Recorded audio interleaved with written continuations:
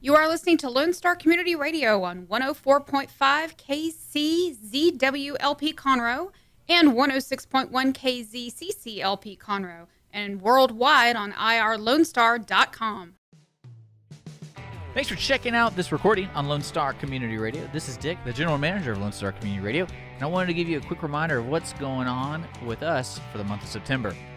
A new show has been added to our lineup. The Good News with Ted Cox is going to be on Tuesdays from 1 to 3 p.m. during our Talk Block.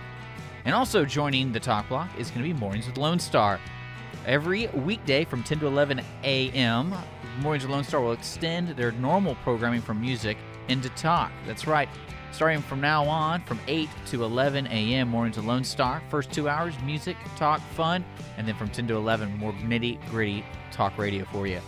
Also extending their time slot is going to be our favorite Saturday morning show, Grit and Grace. They're going to be extending their hours from 8 to 10 a.m. every Saturday morning for you. Also, the last reminder is we still have plenty of talk slots available for those who want to be a talk show host and also volunteer DJs for music.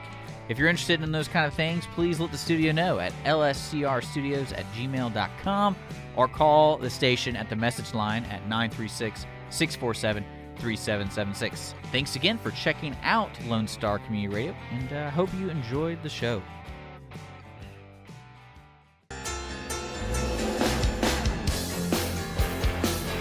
Good morning, Montgomery County. Wow, what a beautiful yet hot, humid day today, but apparently it's supposed to be getting better this afternoon. This is Christy Leggett filling in for the infamous Nathan Arrazate here on Montgomery County Lifestyle at Lone Star Community Radio. Of course, if you're listening to us, you've probably found us either on FM 104.5 or 106.1, or you're listening to us online, live streaming at irlonestar.com. Thanks for tuning in. I'm happy to be here this morning. There's been so much going on in this county. We're just going to kind of relax a little bit and talk for a while. So, feel free to share any thoughts on the Montgomery County Lifestyle Facebook page, and we'll be glad to take a look at them. I have an incredible guest here with me this morning. Her resume is long and lengthy and quite extraordinary, but most of all, she's a really great friend and a really amazing friend to this community. But Miss Victoria Tompkins, good morning. Good morning, Christy. How are you? I'm great. How are you?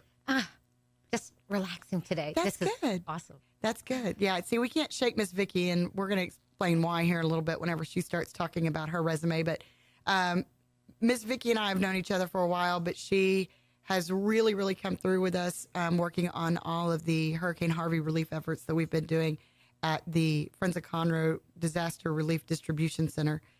And I just can't wait to share these amazing stories with you. So tell us a little bit about you, Miss Vicky. About me? Yes. Okay, well, I've only lived in Montgomery County for a few years. We lived in Spring before that, and before that, we came all the way across the country from New York State. Wow.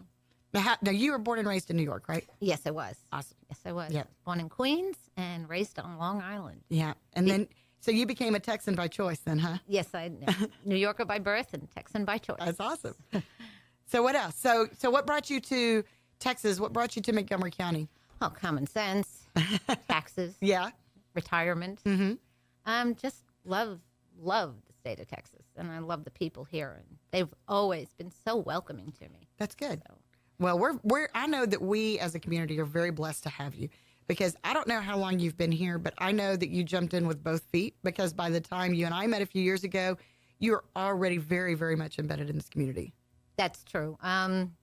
I met this wonderful, wonderful lady about 9 years ago now, almost 9 years ago, and her name was Garnet Bouldry, and she was the spitfire of a little thing, just like me. I was fixing to say, y'all had a lot in common. And she invited me to go to one of the Republican women's luncheons. And I said, I've never been much of a joiner type Right. of person. So I went and had a great time. The women there were lovely and full of spirit and just wanting to make their communities better. And I said, this is good. This Yeah. is what I want to do. I'm retired now. I'm not retarded. So, but, well, in your previous life before retirement, you obviously cared about taking care of your community. I And did. in a pretty, I don't want to say unconventional way, but I think when people see you, they may not totally expect it now, and they get to know you for about 2 minutes. Then you're like, oh yeah, of course she was. So tell us what you did back in New York. Okay, well, first, I'm a veteran of the United States Navy. Spent 7 years there. Wow. And Thank you for your service. Thank you. So, and then I came home, and I've never been one to been the rebel pretty much my whole life. I think that's why I fit so well here in Texas. I became a New York City cop. Yeah. So, did 10 years on the streets in probably one of the worst precincts in the city at the time during the big crack explosion during the early 90s, Right. late 80s, early 90s, and learned my job, I mean, with the best cops I've ever worked with. Really tough, but compassionate, Right. and just really out there to do a good job. There for the right reasons. Yes. It's a tough job, period, for cops out there. Today, I don't even know if I would even consider doing what I did. Yeah. But spent 10 years there, and then I transferred to Brooklyn North Narcotics, and stayed in the same area that I was a patrol officer. And then my last 4 years, so after 9/11, Yeah. I said, I want to try something a little bit different. So I put in for hate crimes, which is a specific task force in New York City. Wow. So Never one to take the easy road. no, you know what? I've constantly had to test myself. Yeah. So it was a challenge. I'm sure. Well, and I'm sure too, just to overcome some of the stereotypes, I'm sure that women weren't in overabundance in those particular departments. No, not at first. When I first joined the Navy, it was more so. There weren't a lot of women. I'd go home and I'd have my uniform on, and people would look at me, and go, "What is it, Halloween?" But it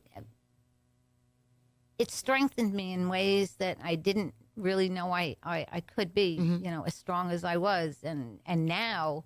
I look back, and it was like the greatest thing that could have ever happened to me. The commitment and that you get from your fellow sailors and soldiers. Sure, absolutely. And then as a cop, there is a brotherhood, and I understand the way people look at it as it's a calling. You just don't turn it off. Right. You go home, and you're always looking over your It's your shoulder. life.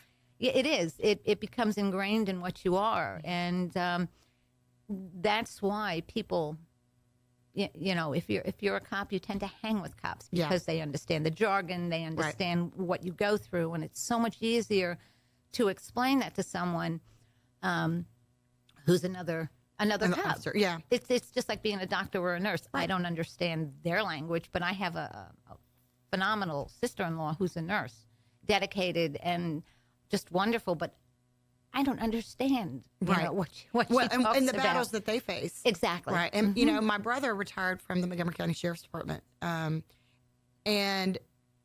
I don't want to say, I obviously have no idea what the day-to-day job is, but he was really committed, and they did have a camaraderie there that you can't really explain.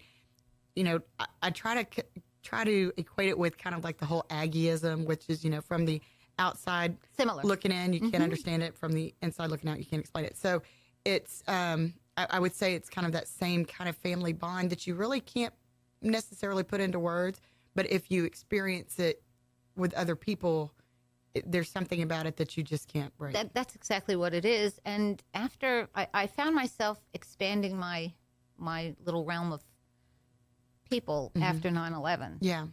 We worked down at Ground Zero and in the surrounding areas, and I found such great humanity that it was really comforting to us. So, and I'm sure it was refreshing. It's kind of, and we'll get into this in a bit, but it's almost disappointing that it takes some kind of severe crisis, to put it mildly, for everybody to wake up and remember their humanity. Absolutely. And the sad thing about it is a year, 2 years later, it was like it never happened almost. Yeah. Things started going back to, I hate to A say new it, normal. Yeah.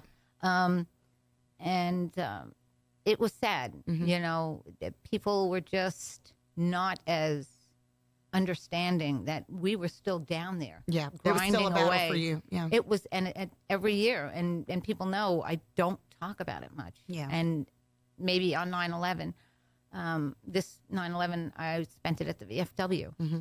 And to me, and people still to this day will say, "Oh, you guys were such heroes," and I'm like, "No, you're a regular person, granted with extra training, but you're put into an extraordinary situation. Mm-hmm. I mean, horrible, and you just learn to rise. Right. Just like with Hurricane Harvey, I saw people rise like it was phenomenal. It is. Yeah. Watch the radio. Okay. I watched on TV as just ordinary citizens who were put in extraordinary circumstances, just completely rose to the occasion and did more. Yeah.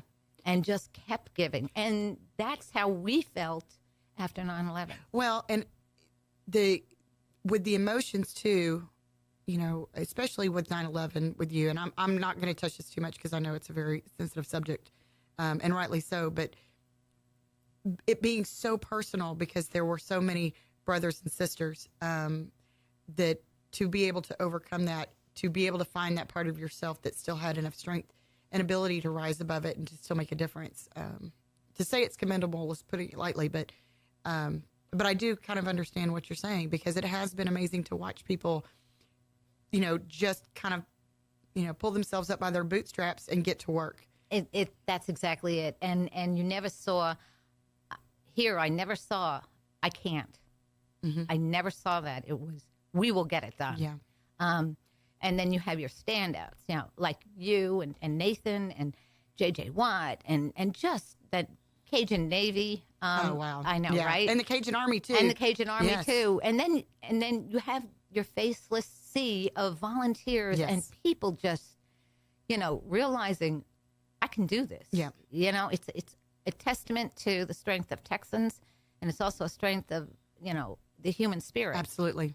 So. Yeah, it really is. And we're going to talk a little bit more about that whenever we come back after this short break. But the stories are endless. Vicki brings a special twist to everything, too. And we have a lot of hopeful stuff we're going to talk about, too. So I'm twisted. This is true.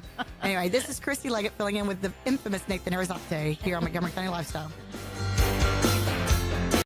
Don't forget to download the Lone Star Community Radio app for your Google Play or Apple Store. Bring Montgomery County's community radio with you anywhere with your smartphone or tablet. If you are in the Conroe area, tune in on FM. That is Conroe's FM 104.5, 106.1.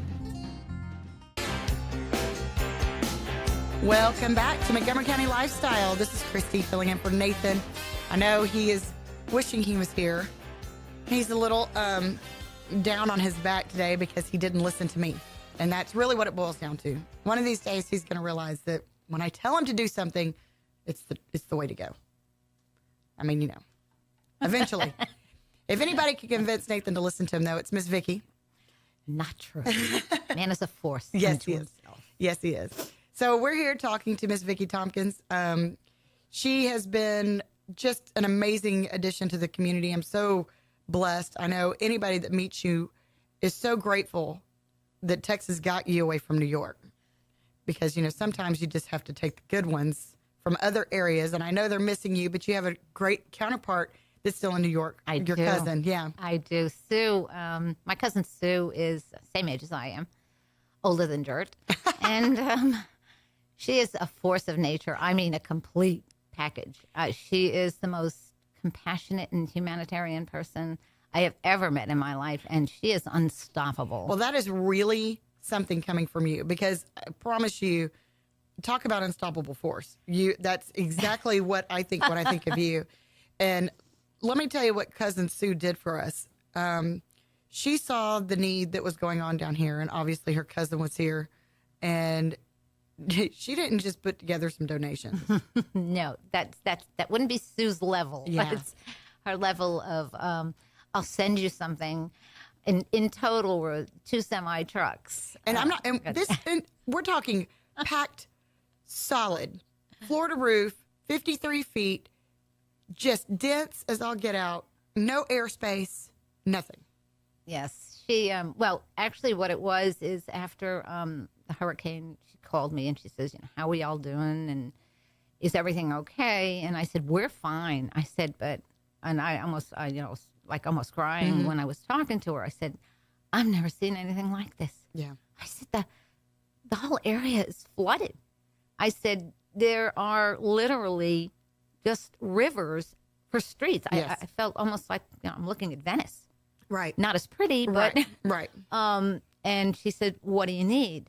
And I said, "Sue, I need everything. Yeah. I need food. I need first aid. I need." And this was right in the beginning. This was early. Yes. Early on, when we could finally walk out of our houses. Right. So I said, I just don't even know what to do right now. And then I found you guys and at the VFW, and I said, "This is a good thing. Yeah. We are above the flood area where we were located, and fortunate enough to have a location that we could bring things." Right. So I said, "Whatever you can bring." Now, Sue, you got to understand, had lived through Sandy. Right. And I had taken up a collection here and sent a couple of tons of supplies down there to her. And when was Sandy? What year was Sandy? It was 5 years ago. That's what I thought. Golly, that's gone by I fast. know, right? And I said, "What do you need?" And she said, "We need everything." Sandy totally devastated the area. They were not even prepared. Right. Because I would, that's a rarity for them more so than it is here. Yes. So she owns a store. She's got a store in Massapequa. It's a police equipment, police, fire, EMS. Yeah. That's why I wear all my shirts. Yeah, that's good, though. Because I don't pay for them. That's right. If it's free, it's for me. So we, got together. She gave me a list. I went to some of my friends and I said, "Can you get the word out?" And by that time, I had turned places into storage areas. And my brother worked for a freight service, so he gave me a really, really good deal. Oh, and getting the supplies there. Yeah, so we did that, and we sent it there. And people on Long Island were almost like the forgotten children, Right. like what we found out up here. There were areas that were not being serviced, and people either couldn't get to us or nobody knew they were there. Right. And so word of mouth spread that Texas had sent a whole bunch of supplies. Right. So that precluded that. And they were so grateful. I mean, it was just like you couldn't even begin to see the relief on some people's faces, which we saw. Now we do. Now we do. Yeah, we've been on that end now. Exactly. So she called and she says, "Well, I'm with the Lions International Organization," and she's the district governor now of Nassau County and Bermuda. Don't ask where Bermuda fits in there. No idea.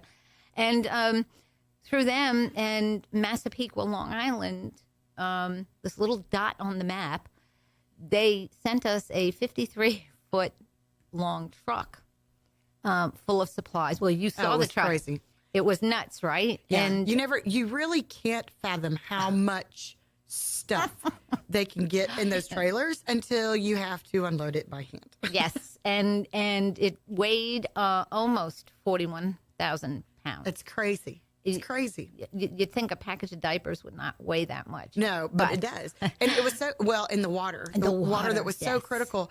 And it was so funny because I remember when the truck pulled up, we were all very eagerly anticipating the arrival of this truck because we didn't know exactly what was going to be on it, but we just knew that we were going to be able to help a lot of people with it. It was a surprise. And so when we opened the door, and if you look at the Montgomery County Lifestyle Facebook page or the Friends of Connor page, we have the pictures on there when we opened the doors, and it was just wow. And they couldn't fit everything in there. Yeah.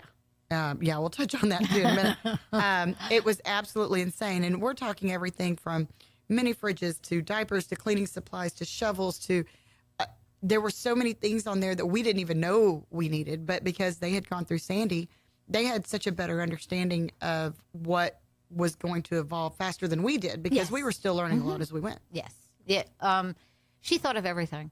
everything. She put the word out, and I'll tell you, it was The outpouring was incredible. It was insane. I Yeah. mean, she had videos on the Alliance page of them collecting stuff, and she had over 100 people volunteering to help box. And not only did she box, she separated. Oh, yeah, and it was beautiful, too. Because there's nothing like when you have a 53-foot truck, you really can't imagine how much stuff you can fit in these trailers. I have a whole new appreciation for it. But when everything is sorted and labeled, whenever you're trying to, you've got all these volunteers, everybody shows up to help, everybody knows this is going to be some kind of task, and you're trying to get it through and get it organized so that you can get it out to people as quickly as possible.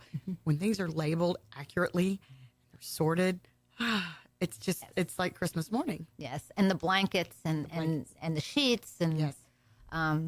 You can testify to just how important all those supplies were. Yeah. And whenever you go out and deliver some of these things, and something as simple as a package of towels or some baby wipes or bug spray, which is a true story, and people are in tears because to them that is so vitally needed.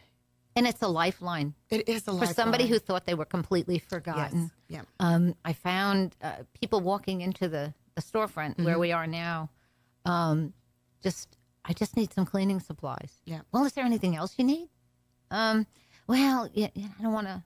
I know people want to take what they need and leave the rest for somebody Absolutely. else. I have found that, and I look at people and I go, but you have a little girl here.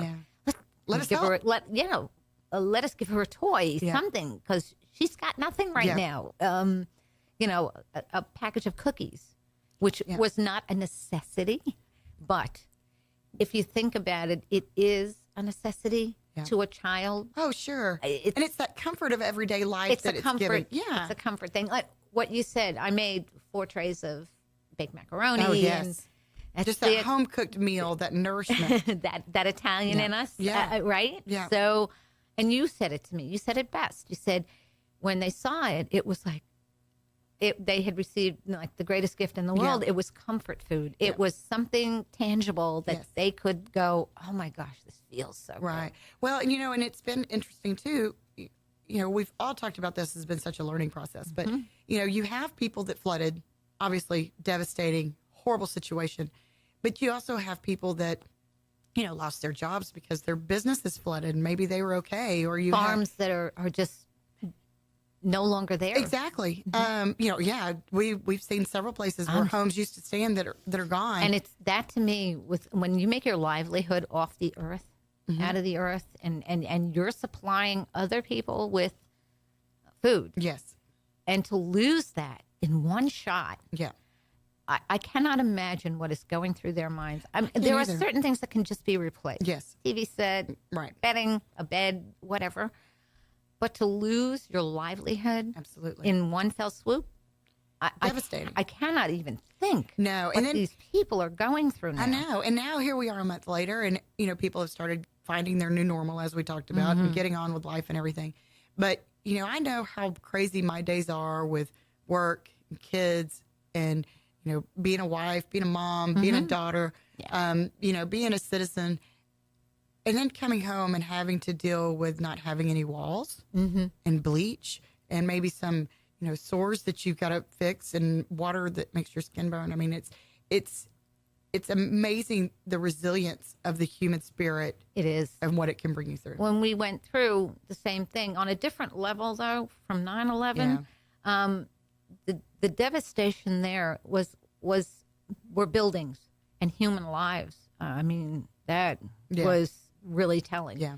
And to me, the biggest thing that I saw in first responders was the defeat in their eyes when we knew there weren't going to be survivors. Yeah. The helpless. Mm-hmm. Yeah. Because that's what we're trained to do. Yeah. The nurses and the doctors standing around with nothing to do. Yeah.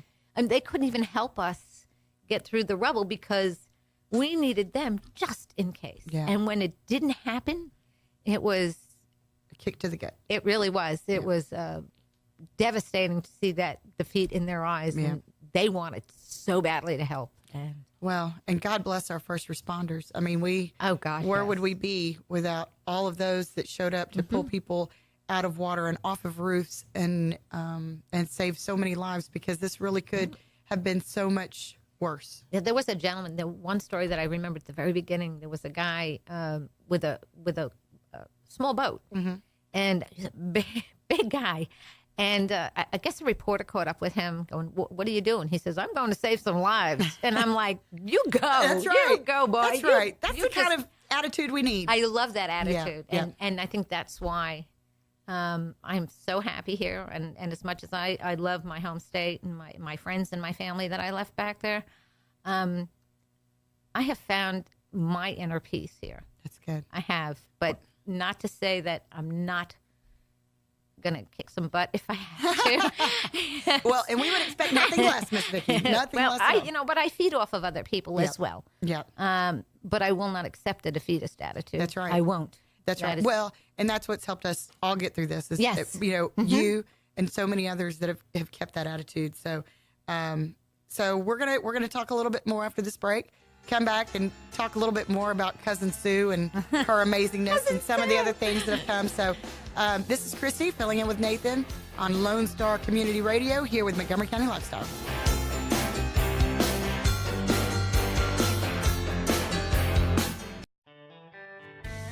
Don't forget to download the Lone Star Community Radio app from your Google Play or Apple Store. Bring Montgomery County's community radio with you anywhere with your smartphone or tablet. If you are in the Conroe area, tune in on FM. That's Conroe's FM 104.5, 106.1. If you are on the computer, bookmark irlonestar.com as your internet radio station. A Lone Star Community Radio. Broadcasting 24/7 from the heart of downtown Conroe, Texas. The stoppers on the freeway and a whole lot more. You better stop your complaining about the wreck you're in. Put your pedal to the metal if you want to win. Now? Wow. See? This is live, folks. You can't make this stuff up. I wasn't used to that music, and it totally threw me off. This is Christy again with Montgomery County Lifestyle here, talking to the amazing, unstoppable, unsinkable Vicki Tompkins. We've got a new unsinkable in town. So we've been talking about some of the hardships. Miss Vicki was talking about being a part of 9/11, being there. There's no way that we can say that Harvey has been the same scale, but as far as the loss, the emotions, the things that go along with it, obviously there are a lot of correlations there. Absolutely. And- It's tangible to make a connection between the two, not in so much the lives lost and The impact. the impact and Yeah. the reason Right. behind each Right. one. One was Mother Nature, and The other one's, we're not even yeah. going to get into that one. That's a whole nother show. Yeah. That's a whole nother ball of Yeah. wax. But the emotions that you go through, the feeling of loss, and just the devastation, to look around and see what had always been there just gone. Yeah, just gone. And well, and the inspiring part about it, is to see these people like yourself, who were just like we were just talking about during the break. We'll process this later emotionally. Right now, it's just time to act and do what we can. Pick yourself up by your bootstraps, get it done, Yeah. and we'll cry later. We'll think back on it later, and you can woulda, coulda, shoulda all you want. However, It's not gonna at the change the moment, situation. at the moment, you have to think on your feet, and in that sense, it's a lot like you just on the fly. We didn't have a blueprint for 9/11. There was no blueprint for this. Oh no. So this was, we're going to make mistakes. We're going to have to think on our feet. We're going to have to get out there, and we're just going to have to, on the fly, Yeah. do Wing what it. we have to do. Just wing it. And wing it. Mm-hmm. Exactly. And in doing that, yes, we made a few mistakes, but I'll tell you, not many. Yeah. Well, and I'll tell you too. So many of us, you were probably the one exception in our room, as far as none of us had ever faced anything like this before. So it was a lot of just going with the flow and making decisions, as it goes. And we were grateful to have your guidance, and so grateful to have your connections with Sue and be able to get so much here, because there were so many people, and there still are so many people in need. So after the first truck, Soup started putting together a second truck. A second truck. A Yes. second 53-foot Yes. truck. And this time we had a little bit more specifics that we asked, because she asked, what do you need this time? Along with the diapers and, Right. and the formula and the food, The regulars. the regular items and the blankets. She sent school supplies Yes. to all the children, and there were schools out on Long Island and churches that had cafeteria-style tables and desks and all kinds of supplies. That See, and that's so great because not only have these kids lost everything, but you have all these teachers, and we all know teachers invest so much in their own classrooms. Very true. And take care of so many students and so many needs that most of them will never speak about or ever ask for help for. And so just to see the faces on some of these teachers and some of these administrators who were just overwhelmed by the blessing. Yes, it was. You hand a kid a brand new spiral notebook because their house flooded and they have no new school stuff. Yeah. Was pretty amazing. Yeah. And then all this furniture that came down too, because we had so many schools that lost everything. Yeah, my old command, Brooklyn North, Patrol Borough Brooklyn North, all the cops together, they were all asked to bring in a case of water. So we had over 800 cases Oh, of my water gosh. on that truck. And that's a lot of water. A That's lot heavy. of water. And they understood. Yeah. You know, a lot of the younger cops had not lived through 9/11 Right. like we had. However, the chief had, and they wanted to do something. Well, and for men and women that are already in the business of taking action, they took action to help. It's very all of us. hard to sit on the sidelines when you're used to running into something Absolutely. instead of, standing on the sidelines. Right. It's like I think a firefighter's job is a crazy job. You're running into flames and everybody else is running out. And at the same token, we run into situations where we don't know what we will find. Absolutely. So for them to sit by and say, oh, well, it just doesn't happen. Mm-hmm. So the first responders out here, the cops, the firefighters, EMS, all those people, they're amazing. And they will always, to me, Yeah. be really amazing. Oh, So, and I am absolutely included in that. I mean, and there's so many ways that they give. And again, most of them will never speak about it or take any thanks Right. or, anything like that because they don't do it for the recognition. They No. do it because it's part of who they are. and they don't do it for the paycheck, that's for sure. Oh, that is, that's one of the things. And again, this is another show, but you look at all of our first responders, our EMS, our police, our officers, our teachers, doctors. There's so many people involved in those crisis situations, and the pay just doesn't quite reflect it. No, but it's a calling. It is, I've said yeah. that before. I will always say that you have to want to do that. Yeah. You have to, it's just like anything else. And it's true. If you find something you love to do, you will never work a day yeah. in your life. So and true. while I believe it that on the surface, there are days. Yeah, of course, of course. when so a lot of what I see going on is so petty. Yeah, The infighting that I see Yeah. and in the everyday, and one of the things that I've seen from the hurricane, the storm coming, the emergency, and then the relief, and now the rebuilding, is it did kind of change the rhetoric. Things kind of shifted for a bit.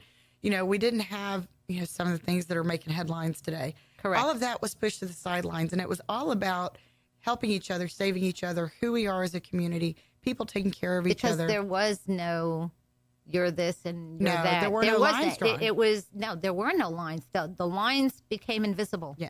As it should. as it should be.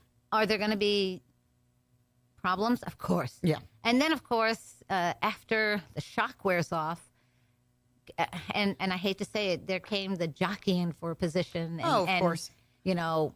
And we are very fortunate up here. And I've said this before, and if you look at my Facebook page, Mm-hmm. you'll see I've said it. One thing I love about living in Texas is that I can call my state rep and I can call my senator and I can call anybody in Congress I want, and they're going to call me back. Yeah. I am going to meet with them. Absolutely. And they are going to answer my questions, because if they don't, you're out of here. Right. And I love that about the communities that we live in here in Texas, where they show up at our meetings. They show up at our town hall. And they listen. And God help them. They roll up their sleeves and they got down in the dirt with us. Oh, they did. And State Senator Creighton, State Creighton, Representative Will Metcalf, and Congressman Brady. Congressman Brady. And, I got to, Vicky's been with us a lot. Congressman Brady committed so much time and energy and staff to helping with all these relief efforts. You don't do that for picture opportunities. No, because most of the time there was nobody there to Exactly. take pictures. I mean, it was just him and his guys. Oh, my goodness. Just doing what needed to be done. I mean, yes. They were a godsend. Yeah. Absolutely. When those big trucks came in, they had them there every single day. They were out there. And Brandon Creighton was busy in so many different areas with us. He rolled up his sleeves. He helped us find a place for the desks and tables. Absolutely. So the second shipment that we got from Cousin Sue, that was full of all of this amazing furniture for these schools that have lost everything. We diverted it to Beaumont because to Port Arthur. to Port Arthur. And the superintendent of schools came down and took a look, and then he called out. I guess he has at his disposal trucks, lots of trucks, that's great. and sent. I was kind of surprised. He didn't send down a whole bunch of men to come help us unload it. It was a bunch of women. Yeah. I mean, I'm like, you go. That's right. That's awesome. That's right. So Port Arthur is a big distribution center as well. And what they do every morning is they set things out and people drive up. It was almost like an assembly line or going shopping. Right. And so all the water that came off was diverted to down there, and people that needed it Desperately. would desperately needed clean water and drinking water, could pull up and they would get diapers and toilet paper and water and, all these things we take basics. for granted. Yes. Yeah. And so it was like really neat to watch that and how they had thought, how can I streamline this process instead of making people come up there and come inside and you're beat up as it is. Let's make it expedient. Exactly. You know, so that was kind of cool. And I have to mention that we would not have been able to get these trucks down there and get these trucks done without Tracy Mann and Absolutely. the Phoenix charity. Yes. You talk about somebody that stepped up. What, in 2 seconds? I don't even think you finished the sentence. Hey, I need somebody to help with the truck. Okay, here I am. I mean, just stepped in immediately. She is another force of nature. She is a force of nature. And she's another little bitty force She's of nature. a little bitty Italian force of nature. Yeah. And Tracy runs her own clinic in the Woodlands called Body Restore. And then, as a side job, she saves girls and boys from human trafficking. Yeah, has a side job. Yeah. I mean, the woman is incredible. She has an amazing story. She's got an amazing story. That would be something. Yeah. Oh, absolutely. And a story that needs to be heard. Because, Absolutely. Again, it's another situation that's going on in our society that a lot of people either brush on the rug or just really don't see. Well, they see it. It's just too uncomfortable for them to talk about it because it is such a dirty little secret. Yeah.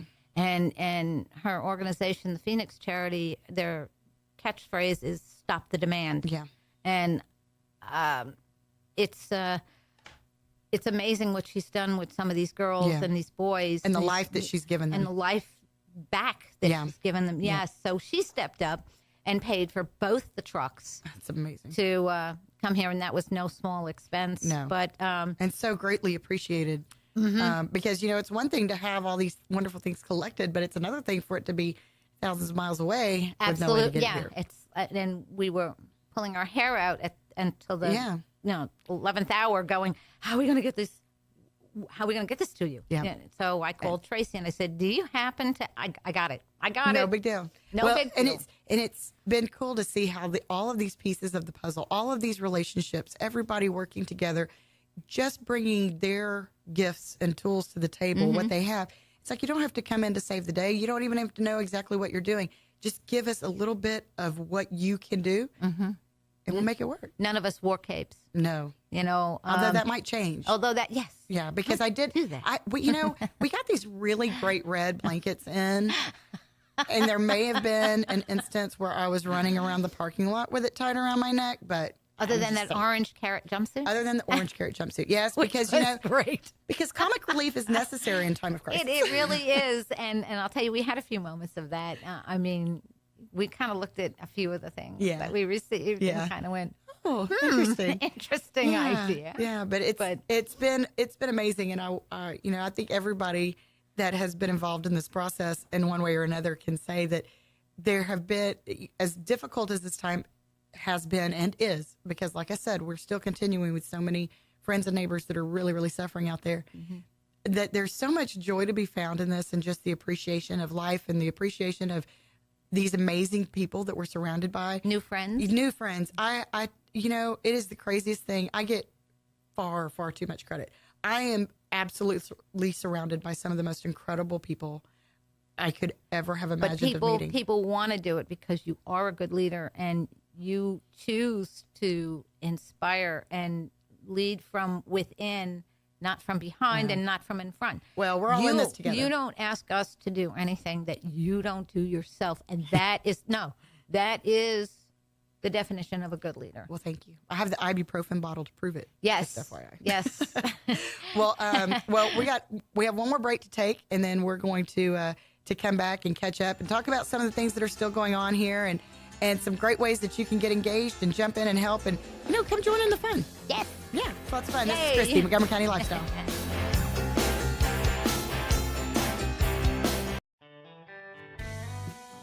Our talk shows and music shows are looking for sponsors. Want to expand your brand awareness? Reach the hyper-local audience in Montgomery County? Lone Star Community Radio sponsorships accomplish this. Want to see our stats and rates? Check out irlonestar.com/sponsor for more information. Or call in and leave us a message at 936-647-3776 with your question. Get seen on TV or YouTube and heard on our podcast, FM, and internet radio. Sponsor your local radio station with Lone Star Community Radio.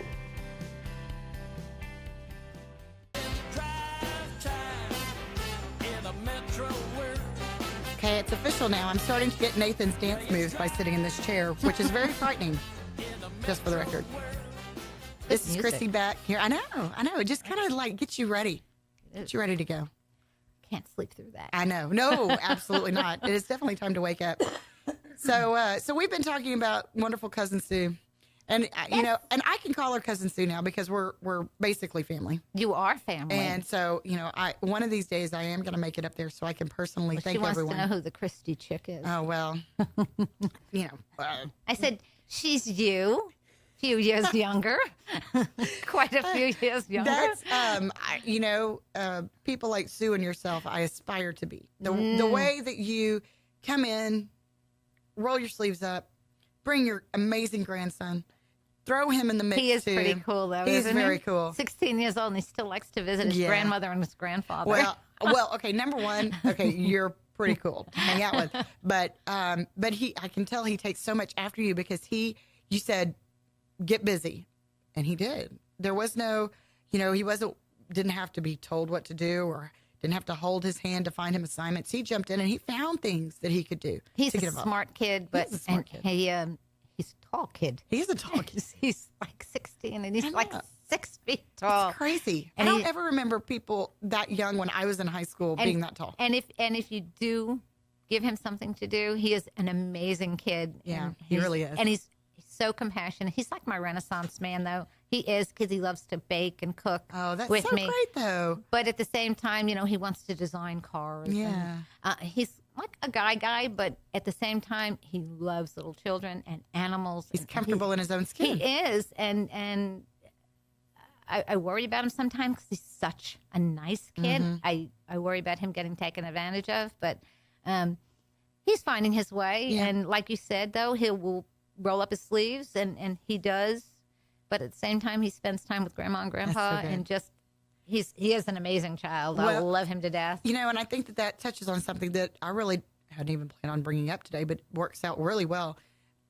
So many of our kids are seeing this because so many of our kids have been affected by this in different ways. Some of them have lost their homes. Some of them have seen their friends or family lose their homes, or maybe they have, a couple of new families staying with them. And our kids are seeing how we react, because the kids develop their coping skills by how they see us coping. They learn by watching.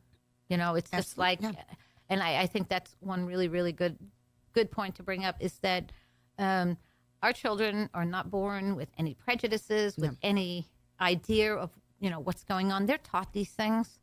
And to see their parents and their grandparents and their aunts and their uncles just getting involved. Okay, we got to do this. That's right. What can we do? And getting out there and parents and grandparents showing their kids and their grandkids, this is what we do. Yeah. When There's it hits a the crisis. fan. Yeah. You get up off your seat, you put your phone away, you put your computer away, and you get out there and you do what has to be done. Because if not you, who? Yeah, and it's such a simple thing making a difference. Absolutely. All you have to do is have the want to. If you have the want to, you can. It doesn't matter what stage of life you're in, how much you have to give financially. I always say I have more time than dollars. I do too. And but it's finding ways, because every gift, every person has something that they can offer. Absolutely. And Absolutely. and it's amazing, if you're down, if you're sad, and I say this from seeing other people, how much joy it feeds your soul just by giving a little bit of yourself. We had, I don't know if you were there that day, we had the daycare that came in with these 3 adorable little children, and they each brought something to donate. I walked away I had to turn away. I was blown away by that. They were from one of the local daycares, and all they did was they just brought a few items that they had. But that's what a great lesson. Yes, it was from their heart, and I looked at it and I went, okay, I'm starting to get a better feeling about what's going to happen when I'm gone from this earth. Right. Because I'll tell you, I wasn't feeling too good about it. Yeah. I really wasn't. I was very angry. Very angry. Yeah. And just disappointed in general. I think the me thing. And not listening and all kinds of other things. The Finally, disconnection. There was so much disconnection. And it was so horrible that it took something like Harvey to stop it. Yeah, to stop wake the everybody rhetoric, up and say, "Oh my gosh, okay, it's not the color of your skin, it's not your race, it's not your religion, it's not, whether you're male or female or you take care of each other. Yeah, that's what we've got. It is. It really did bring back some bad memories, but good memories of the humanity that really is out there. They can come out of the ashes, literally. People used to say, "Well, New Yorkers are just, they're cold. They're, they're not nice." But I think what it is they're busy. Yeah. They work on a different level. Well, and see, I see a lot of similarities between Texans and New Yorkers, because I see this resolve. This this self-reliance, the strength of character, and I actually see a lot more similarities than I do differences, because I think maybe there's an understanding, but once you take those walls down, it's who we are. It is. There is on both ends, and I see that from both sides. Having been raised in New York, other than the accent, which really isn't, I know I still have it, but if you've never seen me angry, you have not heard the New York accent come out yet. Well, then that may be a new challenge. How can I make Vicki mad so that I can see that side? Yeah, that would be the little Brooklyn cop coming out. However, you tear down those walls and you'll see, and I honestly believe that is in every person. Yeah, I do too. You will either rise or fall depending on how strongly you either believe in yourself, your country, your community, your state, and other people. Absolutely. I feed off of what you brought to the table. You say you fed off of what I brought. Absolutely. But then you looked around and you saw the people that we were with. Yeah. Laura and Tracy. Tracy. There's so many. And it's the same thing, with the kids. Mm-hmm. Okay, so we went out, this was last week, and we were taking some supplies out to some of these neighborhoods that are still really struggling. And we saw these kids that were out there, and there's a big tub of water, and you can tell it's soapy water, and they're washing stuff off it, dirt, mud, bleach, whatever is on it. And you see these kids out there, and the parents, are exhausted, they're hungry, they're stressed to the max. And you see these kids out there, and they're helping, they're washing this stuff off.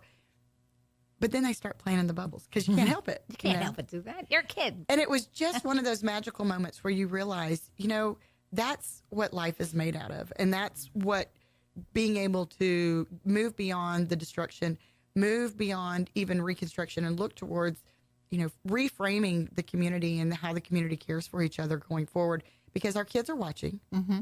And we want them to have that sense of community that we've had for the 5 weeks without some of this other garbage that's floating out there. And on a different note to that, yeah, your children are watching what you're doing.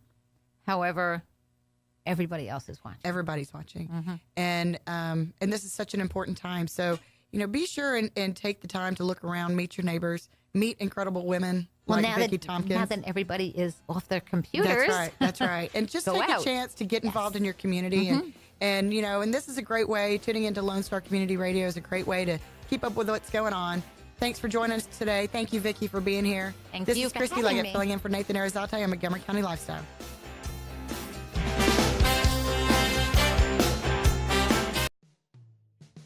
Thanks for checking out this podcast of Lone Star Community Radio, Montgomery County's community radio station.